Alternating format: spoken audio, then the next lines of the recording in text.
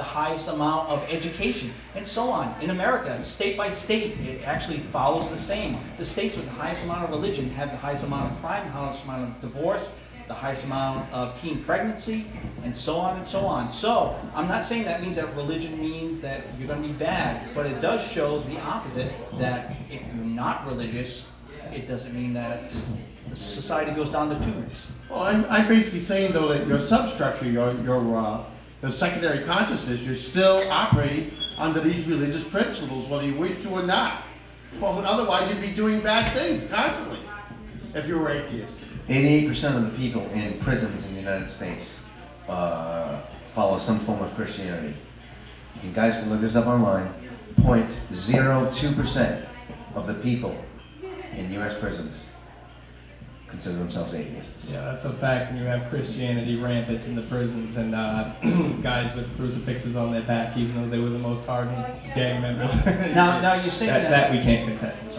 No, correct. You're saying that these people aren't bad, or I'm not bad because of some religious or whatever. You're making an assertion that I don't see any supporting evidence for. Where can you show? Are you telling me that because I'm not really atheist, I don't really, I really somehow believe in God, and that's why I'm not going out killing everyone? I'm not sure if I understand. And to take it one step further, are chimpanzees believers in God? Because chimpanzees actually have moral standards. Chimpanzees actually, the people that move up to the highest in the pack, in the tribe, isn't because they're the strongest. It's because they know how to break up arguments. They know how to resolve problems. They care about the others in there when they're hurt.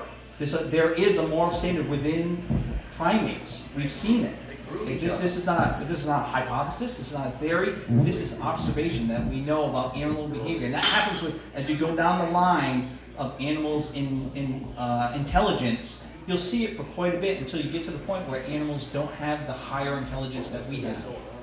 So, do they have a God gene in them or something? Or are they connected to God somehow that makes them extra moral? They go into heaven? We're going to see chimps running around like Lancelot Link, you know. You remember Lancelot? Yeah, we're going to see them running around. Well, they do whatever feels good to them. But basically, you guys have all exhibited cordial exhibition back to your fellow man here on the other side. That's a basic Christian fundamental from the beginning, about doing to others as you would have them do it to yourself. You guys are ingrained into basic religion foundations, whether you realize it or not. It's in your genes. Is that a trait of Christianity, though, Charles, or is that a trait of natural law? And that's where I want to take this. The common recognition of pain and suffering, and the innate disposition for man to try to alleviate what they see as suffering. Well, the reason I don't I can contest that too, and with his example about chimpanzees and how their moral structure. In my observance of the primate world, what I've seen is even the alpha males will use their extreme abuse of their position, right up to and including horrible things like eating the babies. Right, but where does your observation of primates come from? Local zoos? I mean, have you actually done the research? Personally, I've been fascinated for my life of the subtle differences and where we draw the lines between primates and humans. And observing them, I've been shocked to see some of the things that mountain gorilla. Humans eat babies too, by the way. Say that again. Some humans do. Chinese, a foreign fetus is a delicacy. Yeah, exactly. And North Korea. Yeah, exactly. Oh, you learn something new every day. Yeah. Okay. I think we'll want to. Well, I think the fundamental ideas that you're coming from is that morality can only exist through some sort of organized religious basis. I don't think that's true. The reason I don't go out and steal something is not because God said, don't steal this. It's because it's in my best interest to not take your stuff. Because it's in your best interest to not take my stuff, so that we don't create some sort of conflict between us. That's the reason we have additional laws. If all of our laws were based on some sort of religious principle, then the Bible would have said, no jaywalking. The Bible would have said something like, you have to have your ceilings free of asbestos. Things like that. And these are things and laws that are created for our own best interests. And that's why we do these things. I don't go out and not kill someone because I'm afraid of going to hell. I go out and not kill someone because it's in society's best interest that I don't go around doing that. Right into the Yeah. There's no way that we can say, okay, that came from religion or that's a natural law. Okay, that's another unknown. Okay? Unless you go with other species that have no religion, okay? But the question again is that from a higher power or is it not? Okay? Who's to say that other species on this planet don't answer the same creator that we did, that we are, okay? Just my rebuttal to that, okay?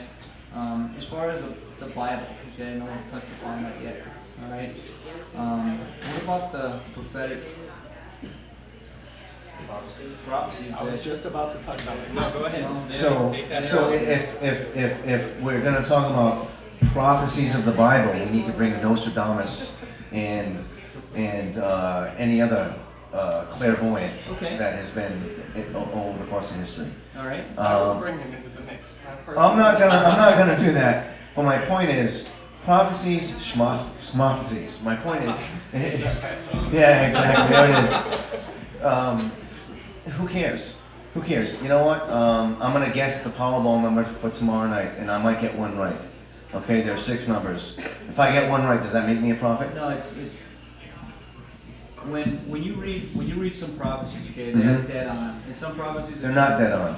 Paul, Mark of the Beast in the right hand. Give me an explanation, please. when Give me an example of a dead-on prophecy. when Revelations talks about the powers, Mhm. okay, on the planet, okay, they talk about a lion, okay. Can you give me a chapter and verse, No, please? it's not.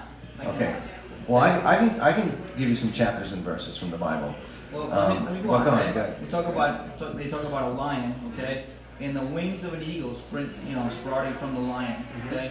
Now this is Great Britain, okay. That's mobile oil, actually. Go on. Oh, no, that's a horse. Forget it. No, they're Atheists have no credibility with me anymore after that. Okay, go on. their symbol is the lion, and the U.S.'s symbol is the eagle. Okay, you just can't guess that, and then there it is. We talked about the dragon. We talk about China. We talk about the bear. We talk about. I mean, these are all together in the same. Right. It's called frame. self-fulfilling prophecy. Okay. When we talk about other prophecies, not biblical, okay? You talk about prophets, all right? Some of these other prophets have got things. We talk about Edgar Casey, okay? Edgar Casey, the American sleeping prophet, okay? These things that they talk about are dead on, and they have to come from somewhere else. You need to give me an example. I know Edgar Casey, the sleeping prophet, and he did not do anything that was prophetic. He'd go to sleep. He has come up with cures for people who have ailments. He'd randomly tell them things like drink this, eat that, so on, you'll be cured. There is in no way has anyone looked at, or any scientist looked at what he had prophesied and what happened and found any correlation. He predicted we'd find Atlantis. Where's Atlantis? We were supposed to find Atlantis a long time ago, according to Edgar C. Casey. We haven't found it. Edgar C. Casey, I think, is off the table. I think we should focus more on the Bible. Now, I agree. He's probably off the Now- table, especially for this particular conversation. But what Charles just wrote down here, and you were asking for examples of prophetic works in the Bible. And I'm not a Bible thumper. I don't say everything in there is true. I know Rome's effect and the political effect upon the Bible, the Council of Nicaea, and how the thing was transformed from, state A to B to C to D. He writes Revelation 13, Mark of the Beast, like I just mentioned. They say Mark of the Beast. It's in the hand. It's in the forehead. It's those who won't be able to buy and sell unless they bear the mark. The number of his name and whatever. And here we are in society. We're about to convert to currency. And mainstream news, as much as we can contest Edgar Casey and all these things, I can make a statement like this that do the research that we're going to convert the currency. This is supposed to be an electronic transaction. There have already been international proposals for something like an implanted RFID chip in order to be your identification. They proposed this for the forehead for the hand, and you will not be able to buy and sell except for that mark.